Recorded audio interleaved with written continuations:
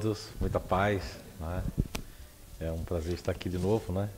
E perguntas e respostas, aquela que a gente não souber responder, a gente vai pesquisar e traremos em outro momento para vocês. Vamos lá. Começando então. Deus existe mesmo? E por que tantas coisas ruins e tanta decadência? Olha, essa pergunta eu me fiz quando criança, né? Quem criou Deus? Porque... Levanta a mão quem já fez essa pergunta. Não é? A gente se faz essa pergunta, né? E é interessante porque quando criança eu buscava muito saber, né? Por que Deus? Quem criou Deus, né? E tem sempre uma história que eu conto, que é a história de Antoine Saint-Exupéry, que é muito interessante, porque ele não cria em Deus. Mas hoje eu vou contar outra que agora me ocorreu aqui, que eu contei há muitos anos aqui na casa, ela não era nesse formato, era diferente, foi quando a gente chegou aqui, que é uma história de um autor desconhecido, é um conto árabe muito antigo, né? Que se chama de um servo árabe, um analfabeto árabe, um servo. Ele estava no deserto fazendo suas preces com muito fervor, com muito carinho, e um dono de uma caravana, né? Que era um caravaneiro, uma pessoa já de posse, via todos os dias ele fazia aquela prece, e um dia ele não aguentou e mandou chamar o árabe analfabeto até a sua tenda, e lhe fez essa pergunta: mas por que você ora com tanto fervor? Como é que você pode... Porque eu tenho fé em Deus, ele disse. Mas como é que você pode provar que Deus existe? Como é que você pode saber se Deus existe?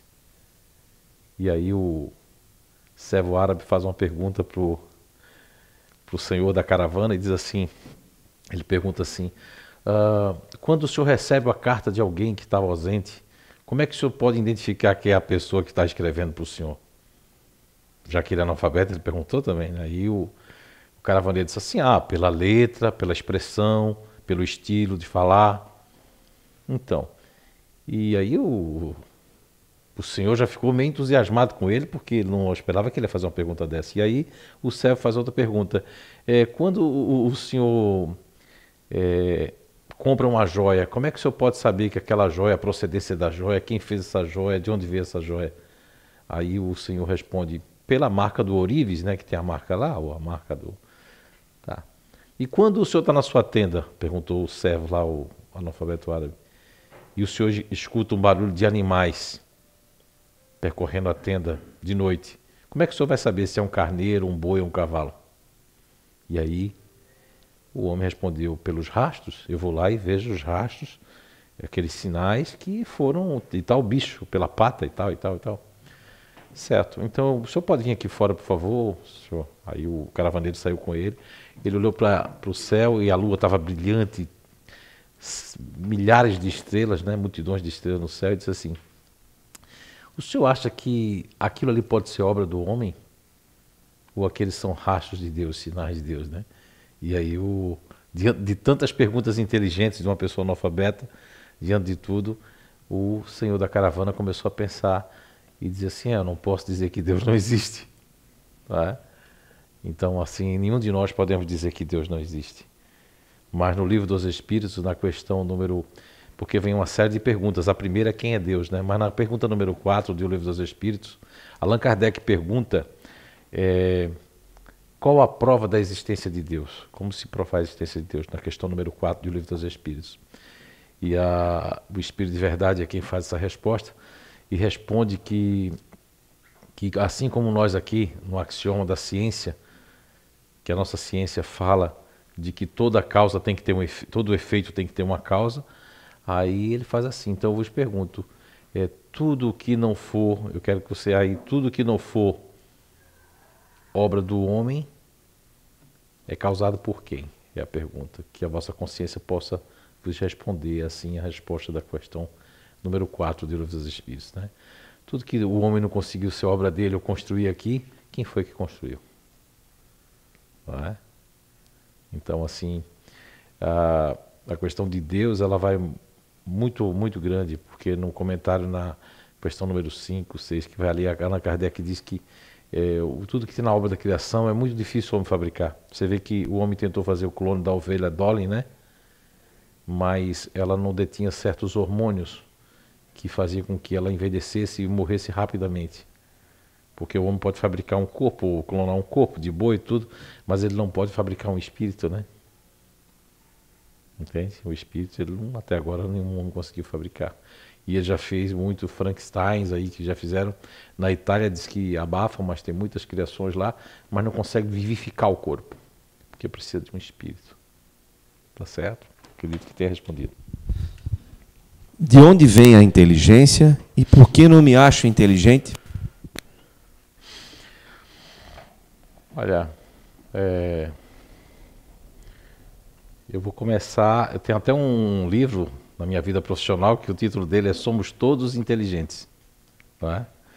Que a gente conseguiu, através de uma ferramenta aí, provar que todo mundo aqui é inteligente. O que acontece é que o que um não faz, o outro não faz, né?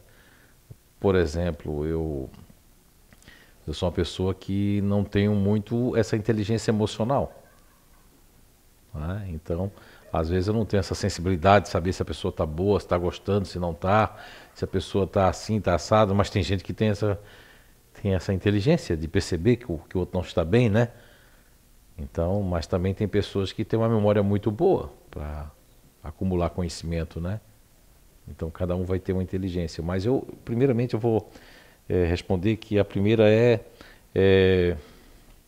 de onde vem a inteligência, né? Acho que você... De onde vem? De onde vem? Na questão número 72 de O Livro dos Espíritos, 72, Allan Kardec pergunta qual a fonte da inteligência? E interessante é porque ele já vem falando aí 71, 70, e na 72 aí Kardec pergunta qual é a fonte da inteligência, e os Espíritos respondem, já o dissemos, é a inteligência universal, ou seja, mas a inteligência universal. Isso é muito vasto, mas na questão 928 do Livro dos Espíritos, né, uma questão até que fala dos pais, fala das nossas aptidões, Allan Kardec já dizendo que nós temos as nossas aptidões, se a gente não segue as nossas aptidões nessa vida, aí, então quer dizer que já está provado pelo Allan Kardec que nós temos aptidões diferenciadas.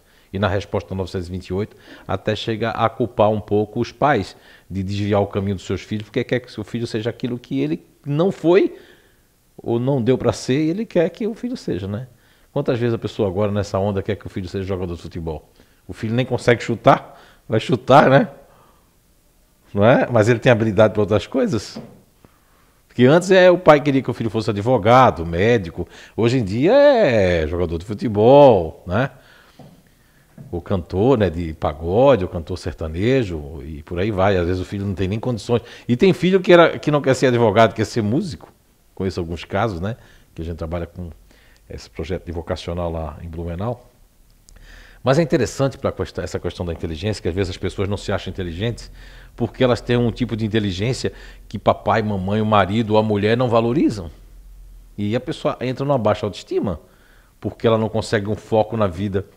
Por exemplo, já falei aqui várias vezes, lá em Blumenau, a questão 146 de O Livro dos Espíritos. Allan Kardec pergunta se a alma tem no corpo uma sede determinada e circunscrita no corpo. Não é? E a resposta é que não. Monte e vírgula, né? Pô, não tem. Determinada e circunscrita, é que é lá na epífise, ou é lá, né? Na glândula pineal, ou é lá nos lobos frontais, né? Não. Aí vê só, e segue essa resposta da 146, muito interessante. Porque ela faz parte do primeiro compêndio do Livro dos Espíritos, que foi duas donzelas que ficavam assim de 14, 15 anos, vocês imaginem no século XIX, e aquilo vinha numa prancheta de escrita meio que direta, prancheta, escrevendo sem ponto e vírgula, depois Kardec teve que pontuar tudo, né, na língua francesa, antiga, né, e está lá essa questão 146. A alma tem uma sede determinada circunscrita no corpo? Se o espírito, a alma tem aqui alguma sede? A resposta é não. Porém, naqueles que pensam muito nos grandes gênios, está localizada mais na cabeça. Se a gente pensar em Albert Einstein, pensar pensar em Bill Gates, pensar nessas pessoas, nesses meninos que são agora tidos como autistas só porque vivem isolados, só porque são pessoas que gostam de pensar muito, tecnicamente são mais frios. Essas pessoas vivem mais dentro da cabeça do que do corpo, né? Ou naquelas pessoas que não sentem seu corpo quando tem foco, está só sonhando, fica imaginando coisa, imaginação fértil. Ela vive mais na cabeça. Quando não estão bem, aí sente seu corpo. Não é? E aí segue a resposta da espiritualidade. E aquelas pessoas que têm mais a humanidade como objetivo. Está sempre pensando mais nos outros. Será que você está bem? Não é? Se espirrar saúde. Ele fala lá aos espíritos que está mais localizada no coração. Hoje a ciência sabe que existem os neurotransmissores, que o coração é o único órgão que bate fora do corpo e pulsa. Tem força. Tem no livro Você é Cura 1, acho que eu trago um caso muito interessante. Ali algumas pesquisas que eu fiz do Dr. Paul Pessel e Dr. Lipton, né, que fala de uma moça que recebe um coração de uma pessoa que gostava, amava cerveja, chopp, ela nunca bebeu na vida, e quando ela, depois do transplante, ela vê ali uma choperia, vê uma cerveja, começa a lograr saliva, querendo beber chopp. Qual é a explicação? É o espírito do homem que está possuindo ela? Não. É um magnetismo forte que fica ali impregnado. Ela é uma pessoa emocional, a alma ficava localizada ali, aquilo se impregna com mais força. Uma pessoa que é racional, mesmo ela tendo coração, porque precisa bater e bombear sangue, mas não vai ficar impregnado quase nada, porque ela não sente, né? Ela não vive aquilo com tanta coisa como vivem as pessoas, não é isso? Né? E a resposta da 146A, Allan Kardec ainda faz uma pergunta, e o que dizer daqueles que pensam que a alma está localizada num centro vital? Então Allan Kardec está se referindo a essa parte vital aqui, que é o centro vital das forças criadoras sexuais, que é o centro chamado também de chakra genésico, né? E aí a resposta da espiritualidade é que aí, porque ser o centro de todas as sensações.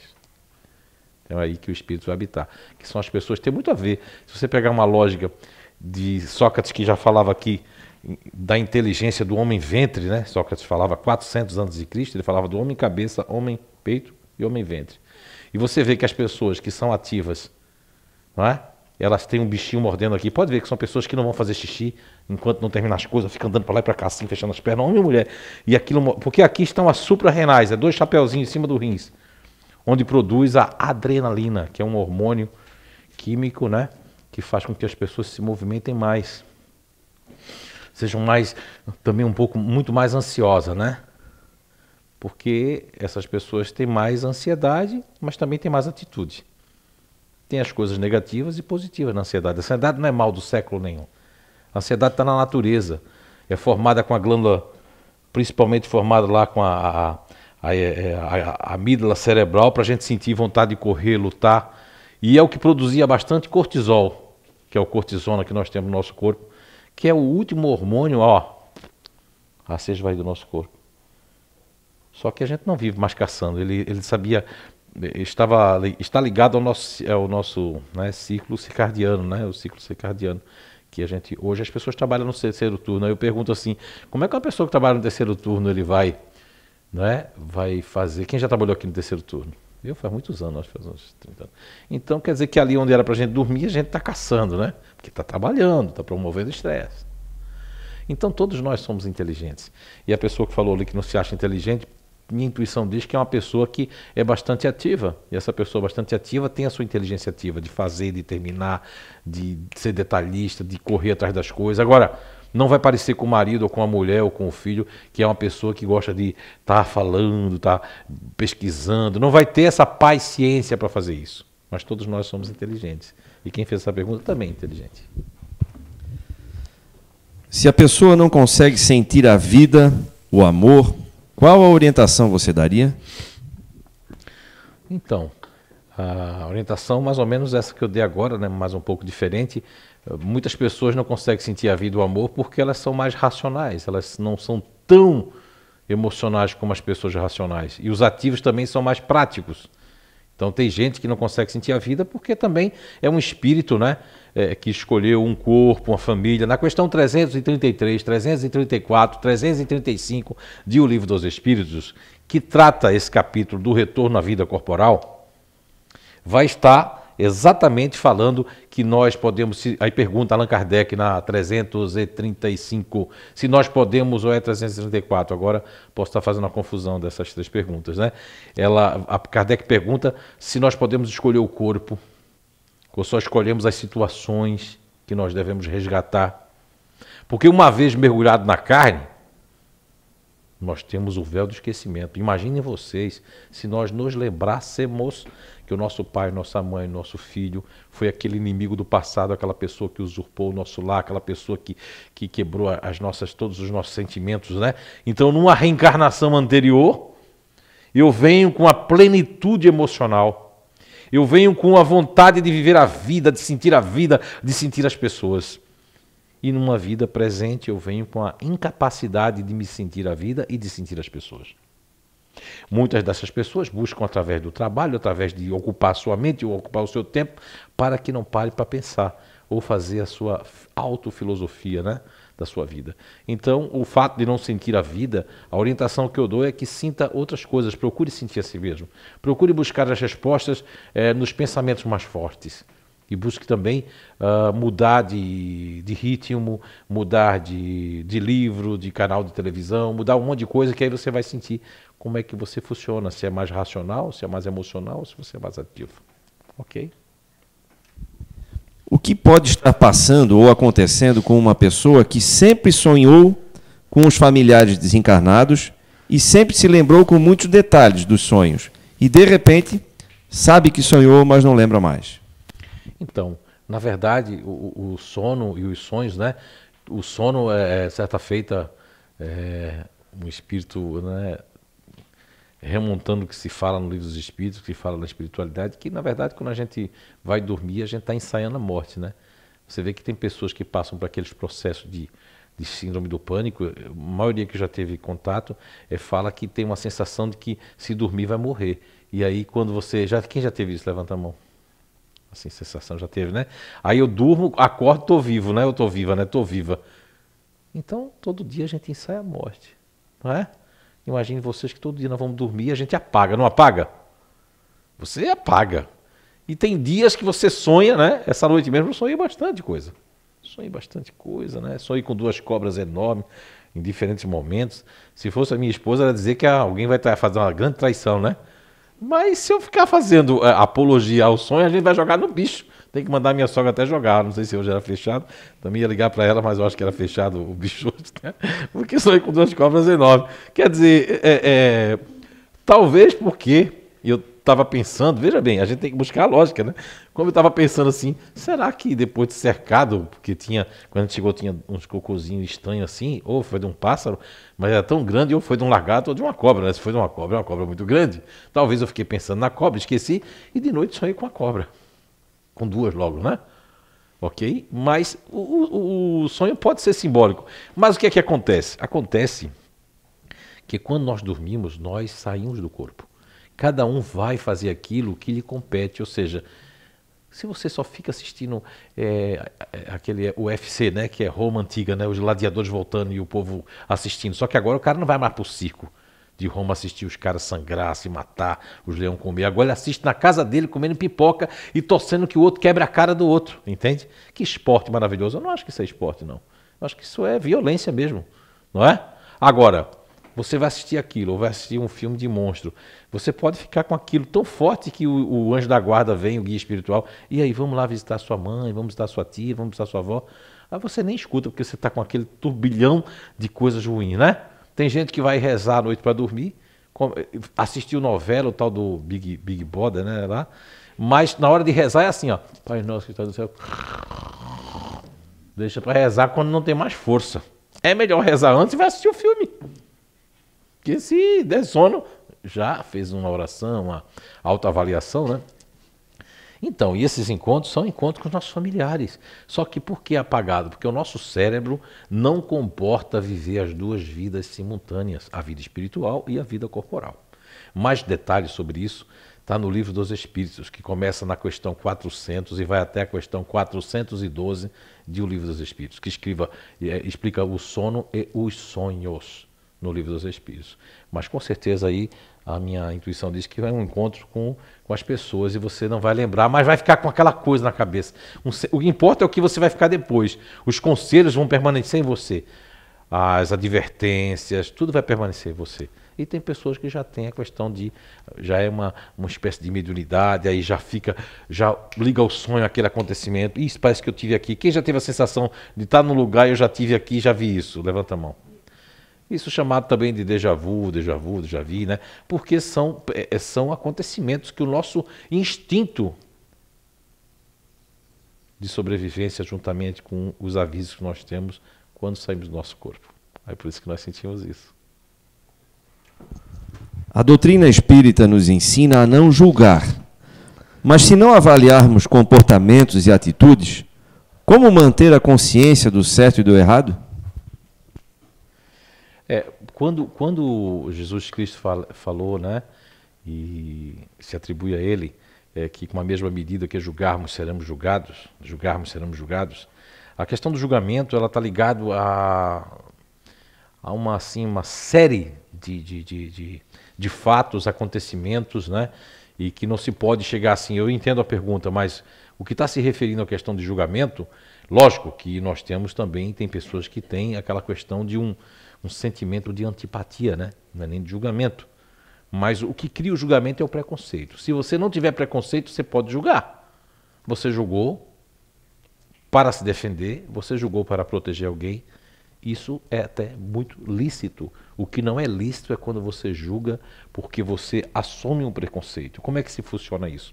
Eu chego no lugar, eu sou uma pessoa muito quieta, muito tranquilo, observador.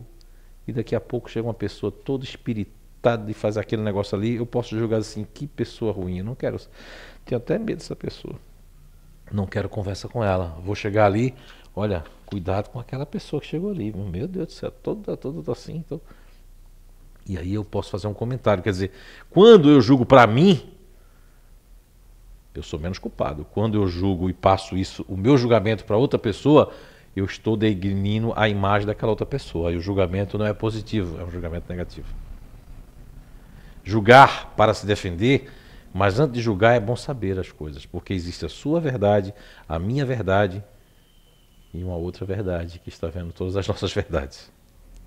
Então o julgamento é algo ele é muito maior do que possamos pensar, porque quando Jesus disse que com a mesma medida que julgarmos seremos julgados, é quando a gente julga alguma coisa, por exemplo, uma pessoa que começa a elogiar você, de repente, em vez de elogiar, começa a criticar, começa a querer ver você bem longe do lugar, daquela empresa, daquele trabalho. O que aconteceu? Você fez alguma coisa mesmo? Ou é a pessoa que mudou? Ou, aliás, a pessoa não mudou? Agora é que ela está sendo ela mesma. Aí você pode julgar também, né? Nessa situação. Mas o que aconteceu? Eu não fiz nada, só quero o bem dessas pessoas. E você fica querendo uma resposta. Quando você é emocional, você até cai, né? Quando você é racional, você fica buscando uma lógica para aquilo. Quando você é ativo, você já ou vai lá e diz umas coisas para a pessoa, ou já resolve, vamos esquecer, vamos... Porque os julgamentos são muito perigosos, porque há familiares, os ativos, por exemplo, são meio que um vaso rachado. Depois que tem uma coisa, um julgamento, que há uma discussão, já não é a mesma coisa mais nunca. Olha aí. Você construiu numa vida, numa existência, e quem tem esse conhecimento espírita, vocês que estão aqui tendo esse conhecimento, mesmo aqueles que estão vindo pela primeira vez, né, devem buscar, porque quanto mais eu sei, mais eu serei cobrado. De um familiar, de um amigo, de um companheiro de trabalho que não sabe de nada, nós temos que estar perdoando. Julgar, qualquer um pode julgar, mas existe o julgamento positivo, do qual é para me proteger as pessoas. Existe o negativo quando é aquele negativo, o julgamento? Quando eu não dou espaço para ver se a pessoa é aquilo mesmo, ou quando eu já coloco para outra pessoa o meu julgamento. Quando eu coloco o meu julgamento para outra pessoa, eu detonei a pessoa. Se eu tiver errado, a lei de causa e efeito, e mesmo que eu esteja certo, eu não poderia fazer isso.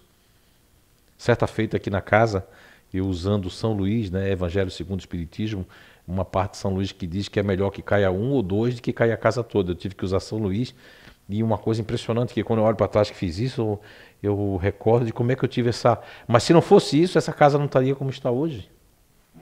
Tive que convidar as pessoas que trabalhavam a ser frequentadores na época. Muita gente julgou, muita gente fala, mas a verdade ela é como o sol, ela dissipa qualquer sombra. E as sombras são aquilo que as pessoas constroem para você, constroem para os outros, mas é derrubado com o tempo. Se não for nessa vida, será na outra, com certeza. E se você passa por algum julgamento, alguma calúnia, e você não consegue se desvencilhar dela, é porque algo você fez no passado. E mesmo que você não fez também, tenha certeza de uma coisa. Só paga quem deve, quem não deve não paga nada.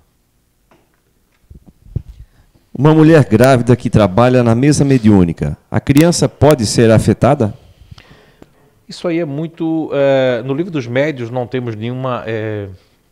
não temos nada falando disso, né? Porque Allan Kardec ele escreveu o maior tratado de paranormalidade que existe até hoje, é o livro dos médios, é fantástico. Devia ler, estudar em grupo, é muito bom. Mas o que se pode, eu já conheço pessoas lá no CEIU que trabalhou até o 9º mês praticamente de gravidez, né? Na mesa mediúnica, né?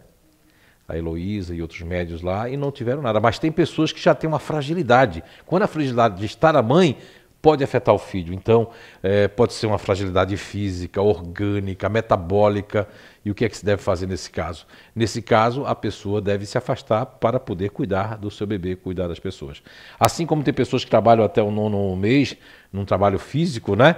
Espiritualmente não vai ser afetado porque a pessoa está ali protegida, porque ela está fazendo a caridade, ela está ajudando aqueles espíritos a serem doutrinados, então com certeza tem uma grande proteção, não afeta de jeito nenhum. Agora tudo é uma preparação, do jeito que uma pessoa que não está grávida, ou que é um homem ou que é uma mulher, não se prepara para aquele dia, não faz a sua grande preparação para aquele grande trabalho cirúrgico como se fosse uma UTI, também será afetado de qualquer forma. Então o que não afeta é quando a gente se prepara, quando a gente faz o esforço, o sacrifício, é o que vale, né, para ter merecimento e ser meritório. Para expiar o mal, sofremos um mal equivalente. Isso não significa que alguém terá que praticá-lo e assim perpetuar o mal? Então,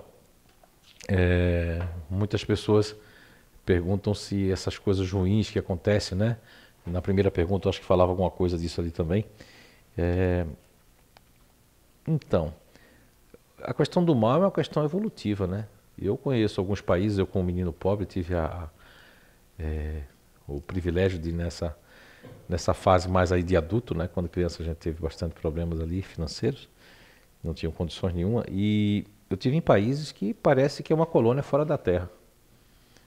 Certa feita eu tive a oportunidade de levar a Meine Frau, né, para ir até lá, e ela disse quando chegou na Suíça que parecia que era um outro mundo na Terra. Porque lá tem uma banca de frutas assim, você pega o curbi, que é feito abóbora daqui, nossa, só que é pequena, ou pega uma maçã, você deixa o dinheiro lá, não tem ninguém para te cobrar, mas ninguém vai fazer nada de errado. Você compra os tickets ali nas máquinas, passa quando é um momento de muito turista, eles entram, se você tiver sem aquilo, você vai passar vergonha, então todo mundo compra.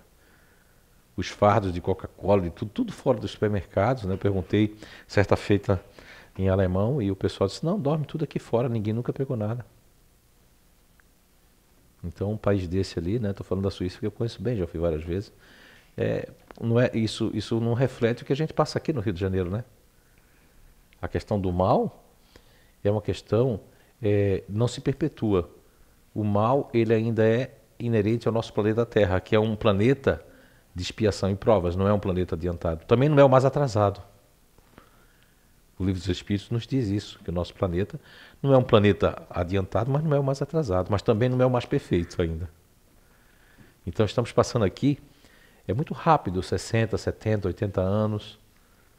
Não é? Agora saiu uma nova, mandaram ali para o Zap que saiu agora uma nova, porque tinha sido em 1800 e pouco que fizeram aquilo que uma pessoa com 50 anos era velha, e agora parece que a primeira idade vai de 0 a 17 anos e a adolescência vai de ser jovem até 50 e poucos anos, 60 anos eu acho, até 60 anos ser jovem, então isso é bom porque mudou tudo. E eu me lembro quando eu era criança, a pessoa com 50 anos era muito velha, e hoje a gente se sente muito jovem com 50 anos, né?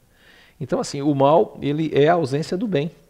Assim como o escuro é a ausência da luz. Se a gente apagar essa luz toda aqui, nós vamos sentir que estamos no escuro. E o dia, ele é feito de dia e noite, né? Às 24 horas. Nós temos um período de praticamente em alguns lugares, né? Fora aqueles lugares que tem a, a- quer dizer, que é a meia-noite, né? O sol da meia-noite ali, que fica não sei se é na Noruega, por ali, que aí às vezes você está de meia-noite e tem sol, quer dizer, a noite é muito curta, né? O dia é muito longo, etc. Mas, sendo isso, normal é termos noite, então. Então a escuridão é a ausência de luz. Sem a luz do sol, as cores não aparecem. Você já viu? De noite dá para ver as cores? No escuro, breu, você consegue ver as cores? Não. Então o bem também é como se fosse cores, é colorido. E há pessoas que ainda perpetuam, que vieram de planetas atrasados, sabe? Que são pessoas que vieram de planetas mais que estamos lá com um atraso muito grande. E aqui, como é uma escola, é um hospital também e é uma universidade, a Terra, esses espíritos acabam evoluindo de qualquer forma, com contato conosco, com os exemplos do bem, com os seus desencarnes. Lógico que não volverão para cá, porque a planeta está em transição. E essa transição se torna lenta em países novos como o nosso, que podemos ter tido aqui os dinossauros, mas de civilização nós somos novos. O Brasil só tem 500 e poucos anos. Perto de países aí que tem 5.000 anos, como China, como Índia, como outros aí, né? Como Grécia e etc. Observamos em nossa sociedade uma tendência a buscar coisas negativas e degradantes na mídia. É a mídia que massifica o mal ou ela dá o que a população gosta? Então, a mídia ela tem um interesse, né? O interesse se chama audiência. A audiência é aquilo que, quando uma grande mídia que temos no Brasil, ela percebeu que o que vende são coisas do povão e que ela estava perdendo espaço com essas TVs a cabo, as pessoas formadoras de opinião, etc., ela volveu para um outro lado contrário. Só que o sistema é que manda. Hoje, quem manda realmente no mundo, hoje, atualmente, é difícil falar isso, mas é verdade, quem manda hoje no mundo é o laboratório de drogas, né? Não de remédios. Remédio já existiu há 20, 25 anos, 30 anos atrás, existia remédios. As pessoas pegavam a fauna e a flora, mas hoje em dia existem drogas. Em alguns países mais muito sérios, talvez a droga tenha dificuldade, mas mesmo assim entra, né? Porque é o poder financeiro. E hoje quem manda nas televisões tudo são os laboratórios. E o que vende é desgraça. Coisa boa, eu tive observando os canais na Suíça e outros países, na própria Inglaterra, e passa notícias que quando é um jornal, mas os programas são programas com música, mas são músicas clássicas, músicas boas, programas com uma pessoa enfrentando a outra sobre perguntas e respostas, conhecimento, etc. E aqui nós vivemos, mas você não gosta da cultura do Brasil? Bem, desde que ela faça bem, porque existem músicas que já vêm com energia ruim. Aquele japonês, o Gomoto lá, que já morreu, já desencarnou, ele fez aquela experiência com as plantas. Ele colocou aqui várias sementes, todo mundo controlado, não podia ter semente, tudo igualzinho, sementes gêmeas, a quantidade exata, botou música aqui clássica e botou aqui um heavy metal daquele bem desgraçado, cheio de palavrão mesmo, com energia bem... Essas sementes aqui mirraram, ficou feio, a daqui cresceu, ficou linda, ficou linda. Foi quando todo mundo veio ver que a energia do que você faz... eu desde criança que eu não chamo palavrão, minha família toda chama muito palavrão, né? Eu tive contato com meus irmãos um dia desse aí, que minha mãe realizou um sonho de estar com os 5 filhos aqui reunidos em Santa Catarina, né, que a gente nunca se encontra, porque moram longe. E eu vi como meus irmãos ainda têm aqueles pezinhos na boca, aquelas coisas todas. E eu fui criado ali. E chegou um certo ponto da adolescência que eles diziam, mas por que tu não chama palavrão? Tu é um ser estranho? Não, é porque eu não achava muita lógica. Como eu sempre fui racional, eu digo, mas não tem lógica isso. Porque as pessoas geralmente quando Jesus diz lá que para não chamar raca com teu irmão, né? Se você pegar aquele conhecimento de Jesus, você vai ver que aquilo vem impregnado. Então, essa maldade, essa questão vem arraigada àquilo que a gente faz, aquilo que a gente promove. Então, a televisão, realmente a mídia, o sistema é que manda, ele provoca aquilo que...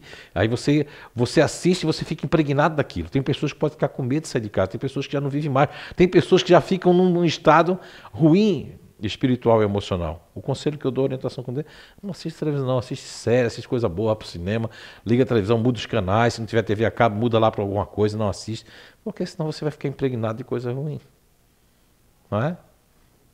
Essas novelas mesmo. Faz muito tempo que eu não assisto. Já assisti Roque Santeiro, novela boa. Hoje em dia a novela ensina a mulher a trair, só põe coisa ruim. A outra estava ensinando as pessoas a roubar, a valorizar o morro. Nada contra isso, mas o morro tem muita gente trabalhadora, muita gente boa, muita arte, muita coisa. O problema do morro não são as pessoas, são aqueles que querem dominar porque querem imitar o sistema, né? E o sistema é ruim. O sistema Tá aí, o que que faz, né? Estamos aqui, somos privilegiados. O Rio de Janeiro, as pessoas não podem nem estar aqui, porque pode vir uma bala perdida, né? Acertar uma pessoa. Já pensou?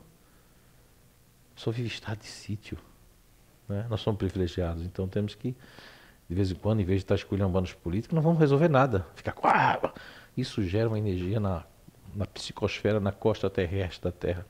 Como dizia André Luiz nos seus livros, quando descia em São Paulo e Rio, tinha uns miasmas pestilenciais, que é das formas pensamentos, do desejo ruim.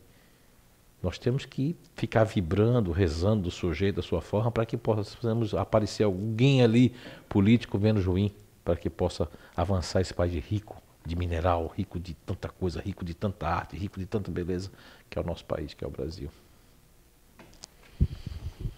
Como fazer para se livrar de um pensamento negativo quando ele não nos deixa em paz? Então, o pensamento negativo, na verdade, é uma ideia recorrente, né? Allan Kardec, no livro dos médiuns, classifica a obsessão em 3 fases. A obsessão simples, a obsessão que ele chamou de fascinação, que seria uma subjugação, e a obsessão que ele chamou de, fazendo uma apologia a pessoa ser possuída, que é a possessão, né? E aí ele chama aquela ali de que é uma pessoa ser realmente subjugado e comandado, que é a terceira e maior, que aí já é uma pessoa que está tomada, né? Que aí você vê que faz aquele negócio do exorcista, que a pessoa não consegue mais ter.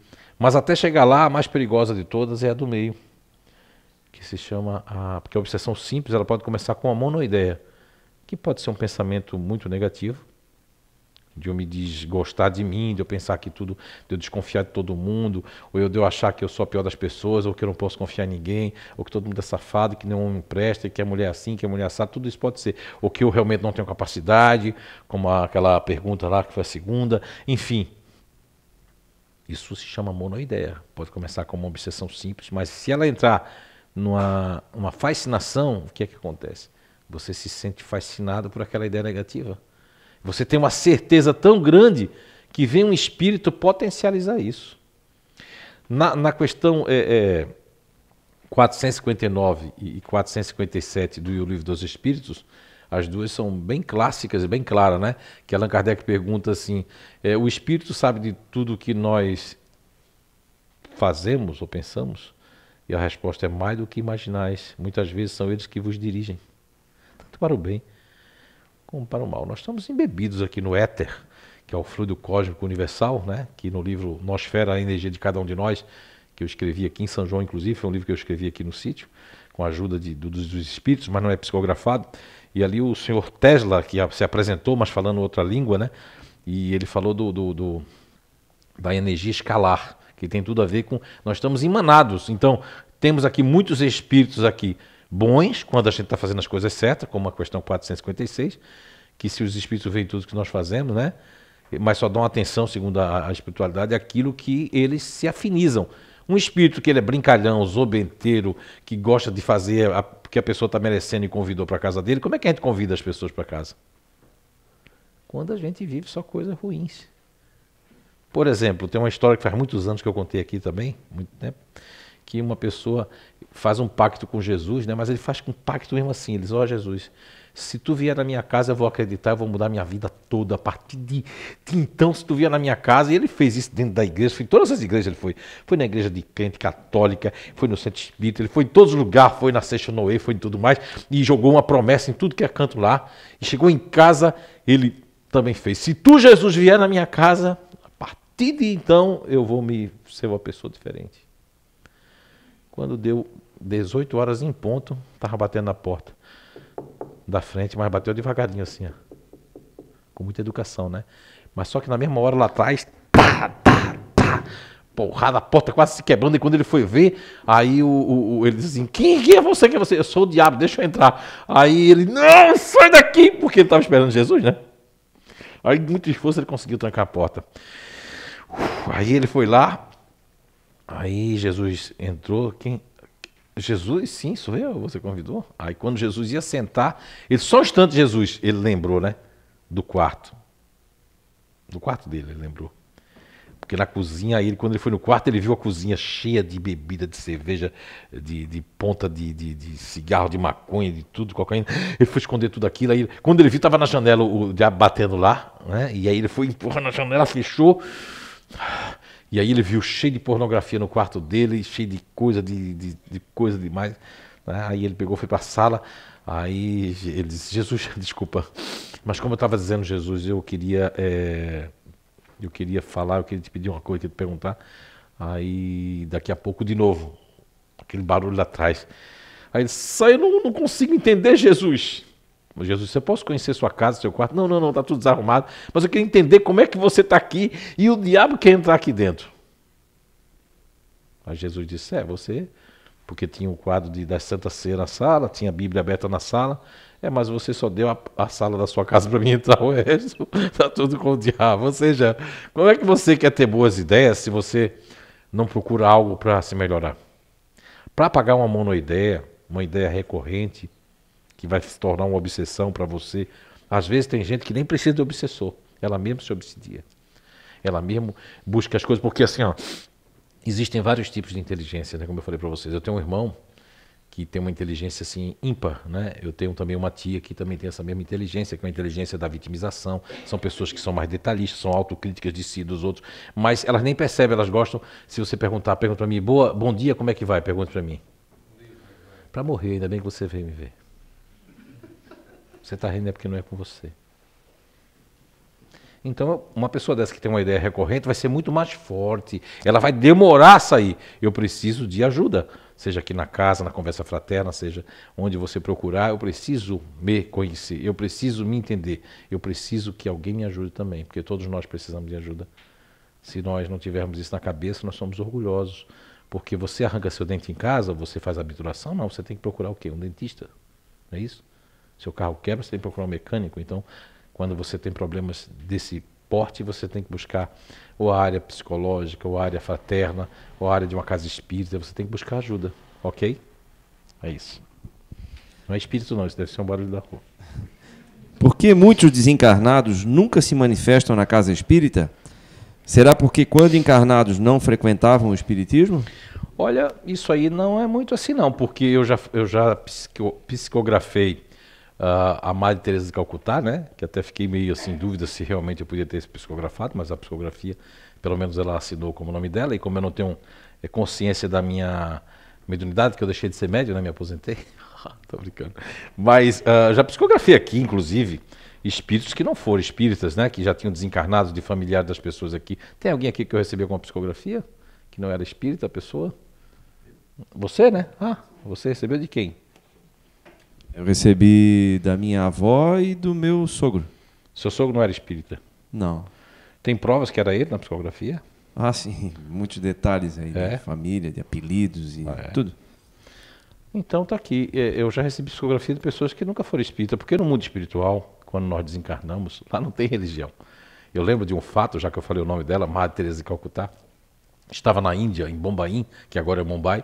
Lá se fala mais de 300 dialetos, fora a língua local.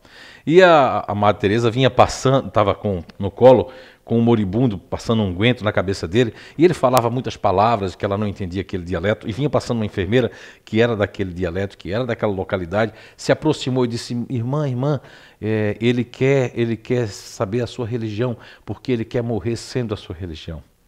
Por causa desse amor, desse cuidado todo que a senhora está tendo com ele. Ele é um estranho, ele é uma pessoa que a senhora nem conhece. E a Madre Teresa respondeu para ela: diga para ele que a minha religião é o amor.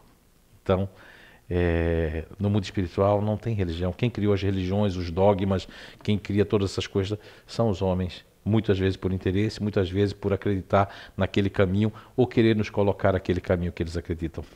Não é? Posso desencarnar e encarnar logo em seguida? Pode acontecer. O Dr. Hernando Guimarães Andrade, que fez umas psicografias através da nossa mediunidade lá no CEIU de Blumenau. Depois eu não conheci o Dr. Hernando em vida, conheci só por meio das suas aproximações, do meio de... Ele fala que ele, Dr. Remenda Nath Banerjee, Dr. Ian Stevenson, que não era espírita, fazia pesquisa nessa área da prova das reencarnações, da prova da vida, né, que a pessoa retorna. E tem muitos casos que as pessoas podem retornar imediatamente. Tem um caso, inclusive, no YouTube, que não é espírita, você coloca ali provas não só de marcas de nascença, mas provas do retorno com o Dr. Ian Stevenson. E ele traz ali um caso, ele escreveu para um doutor lá nos Estados Unidos, em inglês, através da minha mão, que foi o Dr. Jim Tucker, né, lá da Universidade de Virgínia, nos Estados Unidos. E muito curioso que tem um dos cases lá do menino, que eu esqueço, que é Ian, acho que é Ian, o nome da criança. Ele diz para sua mãe e seu pai, que não tem nada a ver, né, com religião nenhuma, que conhece os gatos, conhece o nome não sei o que lá, que eu não batia em você quando eu era seu pai. Isso com 1 aninho, 2 aninhos dizendo isso. Já pensou? Uma mãe escutar isso? E que eu não fazia isso com você, porque não sei o quê. E ela começou a ficar assustada, foi buscar ajuda, a mãe. Tem lá no YouTube, não é espírita. E tinha reencarnado por quê? Porque foi interrompida a sua vida. Era policial, estava no lugar, foi salvar uma pessoa que estava sendo um assalto, recebeu um tiro do ladrão, morreu na hora, mas não era para ter morrido. Como aquele pessoal, talvez, lá do avião de Chapecó, não era para ter morrido por causa da ganância de um piloto, que nós não temos aqui para julgar ninguém, né? Podia ter colocado mais combustível, mas como ganha mais comissão, etc, etc, quem somos nós para julgar? Então tem muita coisa que não é resgate coletivo, não tinha que todo mundo desencarnar, não. Nós estamos aqui, somos mais de 7 bilhões de habitantes. Tem muita gente que vive assim, vai dormir de um jeito, acorda do mesmo jeito, não busca nada, não busca se melhorar. Vocês já estão adiantados. Só o fato de estarem aqui hoje, buscando conhecimento, buscando saber, já vai se adiantando mais. Vai provocando outras evoluções em vocês mesmos, né? Então, a gente pode evoluir sempre. Só é querer, buscar e se esforçar. E mudar as situações. Encerrando, então. Espiritismo é religião? Não, não. A proposta da doutrina espírita é filosófica, científica, principalmente, né? E do conhecimento do espírito. Mas, chegando aqui no Brasil, no final ali do século XIX já, o que aconteceu? Aqui nós tínhamos muito já as chamadas aparições dos espíritos, né, principalmente dos índios, né, dos africanos maravilhosos que vieram para cá. E o espiritismo chegando aqui era só tratado por pessoas de uma alta estirpe que liam, né, porque já tinham os livros dos espíritos, mas eles viram também que os africanos já recebiam, né, nos terreiros e também os índios também. Então houve essa mistura, né, maravilhosa com o espiritismo, mas também houve muita coisa boa como mas houve o lado negativo, porque as pessoas começam a deturpar tudo, né? O importante não é o dogma, o espiritismo não é uma religião. Mas o que nós estamos praticando aqui é um religare, porque a palavra religião vem de religare, né? Ou seja, a gente se ligar com o mundo espiritual, se ligar com Deus, se ligar com coisa boa. Porque não importa a sua religião, como disse Madre Teresa Calcutá. Religião é uma coisa que, olha, tem um negocinho que eu vi uma vez, faz muitos anos, eu acho que não foi Facebook e tudo, se a sua religião não pode fazer você melhor, então essa religião não é boa, né? Se não pode fazer você amar e entender as pessoas. Eu estava fazendo tem uma psicografia no YouTube da Natasha Volta Gomes, né? Que o pai não aceitava que ela tinha um espírito masculino num corpo feminino. Tinha uma opção sexual diferente da dele, que era heterossexual. Eu soube que essa psicografia tem mais de não sei quantos milhões de acessos, né? Acho que chega a ser mais de 25 milhões de acessos. Tem que colocar lá no YouTube, Natasha Volta Gomes, psicografia de Natasha Volta Gomes. E ela fala sobre preconceito, fala sobre detalhes, fala sobre coisas. Mas o que é mais interessante que essa psicografia, quando ela está psicografando, o pai e a mãe estão entrando no seio naquele momento. Não é fantástico? Não é? Então, assim, eu desejo a todos muita paz, um beijo no coração de todos e que possamos pensar que não somos melhores que ninguém e perdoarmos e entender, porque o que realmente o grande mal da Terra é o orgulho. Esse sim é o que nos faz adoecer, porque o orgulho faz com que a gente persiga pessoas, que a gente manipule, que a gente torça contra as pessoas, que a gente tenha despeito, que a gente tenha ciúme, e ele faculta também a inveja. Então o orgulho não é uma coisa boa, tem que ser combatido todos os dias. Então muita força, muita paz no coração de todos e vamos combater o orgulho. Que Deus abençoe a todos.